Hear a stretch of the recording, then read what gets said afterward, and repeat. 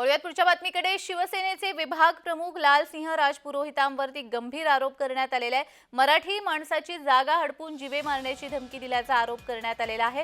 पीडित कुटुंबियांनी आदित्य ठाकरेंची भेट घेतली आहे। आदित्य ठाकरेंनी मुख्यमंत्र्यांना पत्र दिलेलं आहे। लालसिंह पुरोहित विरोधात तक्रार दाखल करण्यात आलेली आहे। शिवसेनेचे विभाग प्रमुख लालसिंह राजपुरोहित मुंबईमध्ये सामान्य मराठी माणसांची जागा हडपून त्यांना जीवे मारण्याची धमकी देत असल्याची तक्रार आता दाखल करण्यात आलेली आहे।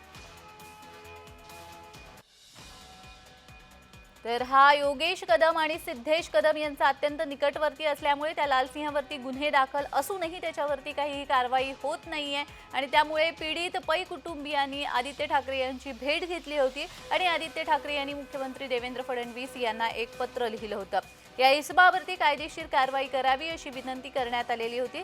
त्यानंतर शिवसेना विभाग प्रमुख लालसिंह पुरोहित विरोधात तक्रार दाखल करण्यात आलेली आहे। पुढची कारवाई कशी होतील हे पाहावं लागणार आहे। लालसिंह राजपुरोहितवर गंभीर आरोप करण्यात आलेले आहेत।